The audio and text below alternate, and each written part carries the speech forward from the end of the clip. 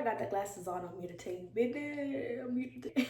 Let me not mess up. But anyways, you guys, hey guys, welcome back to my channel. It's Jackie, and you know we're never tacky. In today's video, you guys, I will be telling you guys the difference between a keratin treatment and a relaxer and my experience on it. And I had a relaxer last year, cut it all off. We got new growth, we got a little bit of this. This is a whole new head of hair, and I decided to add a keratin treatment. And I've had my keratin treatment for nearly a month now, so I feel like I have a good gist. Now, prior to, okay, I've been more natural in my life than I have not been natural. I had froze growing up. I've relaxed it a little bit. I lived in braids for a majority of my life, so that is the background of my hair. 2014, when the natural hair surge hit, I decided to go natural again, and I was natural for a good 10 years of my life after that. And then it wasn't up until last year I decided to relax my hair, and I regret it ever since. But this is a decision that I have regretted not one bit. Look at this healthy ponytail.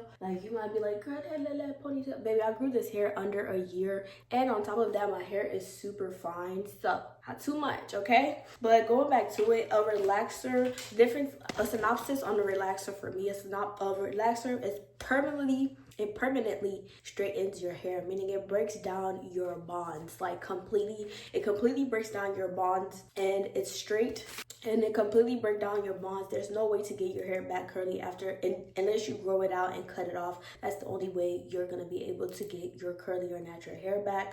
And another thing is the new growth process to me was not it. The new growth process, you have to be able to make sure you're targeting that exact amount of new growth, or else you're gonna be double processing your hair. And if you have fine hair like I do, you cannot afford to double process your hair, because you're going to essentially cook it and it's going to fry off, which is one of the reasons why I decided a relaxer was not for me after tasting the other side. Now, of course, a relaxer, you tend to determine when you want to touch up your hair, but even then you're dealing with two different hair textures, and you're dealing with a straight piece and a long piece. And at this mark, you're just playing. I know relaxers work out for some people, but if you have that fine hair, you have no business. I'm gonna keep reiterating this. Yeah. So with that little centimeter, you have a higher chance of over processing your hair. And honestly, if you have thick, coarse hair, I don't recommend a relaxer for anybody. I'm gonna be real with you. I don't recommend a relaxer for anybody unless like it goes along with your lifestyle. If you have fine hair, absolutely never ever get a relaxer, which is why I felt like we should have been getting keratin treatments all along, because I was never introduced to keratin treatment. I'm an inner city kid. All I knew was a relaxer, and a relaxer, that was it. There were no salon visits for me to be sitting in front of a hairstylist to inform me on, hey, instead of a relaxer, do a keratin treatment. But yeah, my experience with the relaxer last year, I did a texture release first. That went somewhat okay, but I was experiencing major damage. Now, I'm not a person who's afraid to cut my ends when I don't need to. Go in every other videos like I'm cutting my hair. But with the relaxer, I felt like I was more prone to like split ends every week. And I was following a very strict regimen, and I was using really good hair products. I was using Olaplex, K18, Breadkin, like all of them. And I know expensive doesn't mean like it works a lot better, but it's close to as salon quality as you can get at home when it comes to a lot of like those high-end products. But so I would not recommend a relaxer at all. But a keratin treatment, you guys, as someone who likes to work out, I live in a high heat, high humidity city like Houston, Texas. I feel like a keratin treatment was my calling. Why do I say that? A keratin treatment, honestly, I'm able to wear my hair out for 2 weeks straight. It's like a silk press for me as of right now.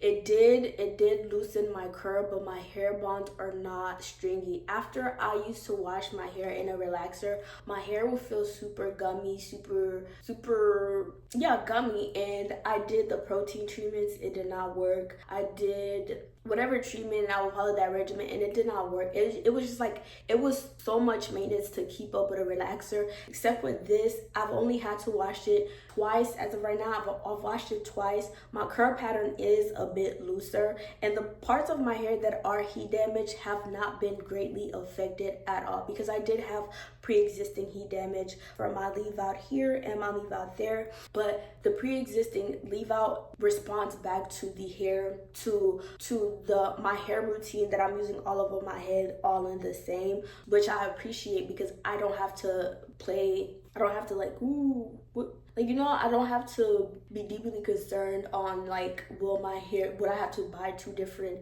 hair routines for just a itty bitty portion of my hair, which is good. And another thing with this keratin treatment, my roots do lift up like by week 2. When my roots do lift is when I'm like, okay, I need to go back and wash it and straighten it. But as soon as you straighten it, it's still so shiny. My hair is as shiny as it has been since day 1. And I just want to show you guys my ponytail, because this is unreal for me. Like, every time that I used to straighten my hair, it used to revert back, especially this past time. It reverted back because it wasn't heat trained. The moisture in the hair was just a little bit too much. So this time around, I was able to maintain the shine and keeping it straight. I did work out in this hair several times. I did a wear test on one of my short form content. If you want to see that, go see that. And yeah, with a keratin treatment, it's a lower risk. I'm not saying you're gonna get your curl back, because I don't think that's the case. Like, I'm not campaigning for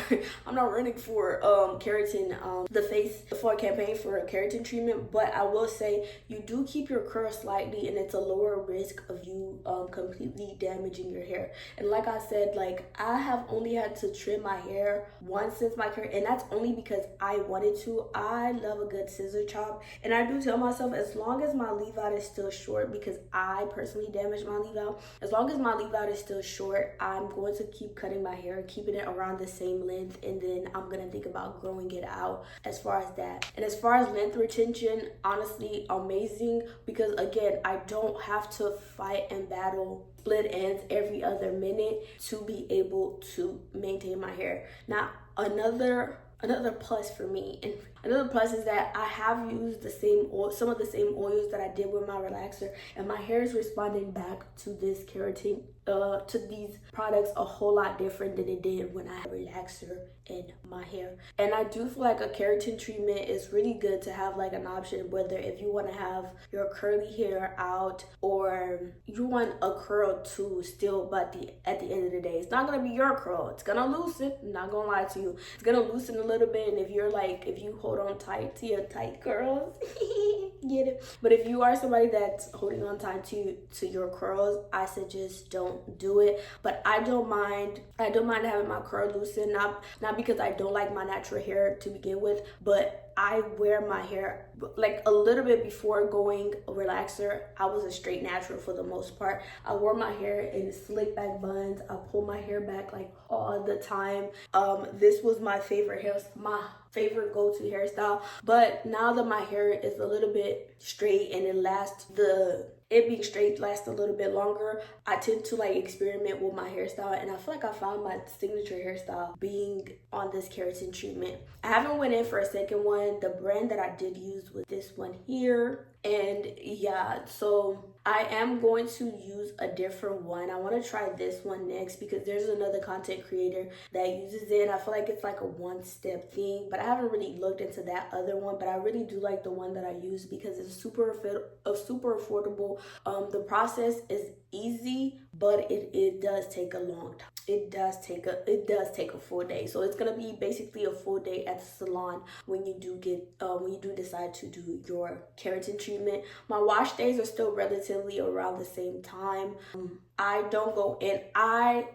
Another thing I don't want to forget to add, I don't lose as much hair as I would if I was completely natural. And that's simply because like the curl is looser, but I am a person, I love to comb my hair with my fingers a lot because I have fine hair. I want to keep every inch of my hair that is there. And I know we lose 100 strands a day, but I want to keep the amount of hair that's on my head on there. So I do tend to use my fingers first, but I have noticed that I experience a whole lot shedding on wash day post keratin treatment. But yeah, anyways, you guys, if you guys, I will do like an update later on, maybe like a 3 or 6 month update, or maybe another one if something changes or when I do decide to change brands. But yeah, you guys, that's it for today's video. If you haven't already, go ahead, like, comment, subscribe. But until next time, you guys.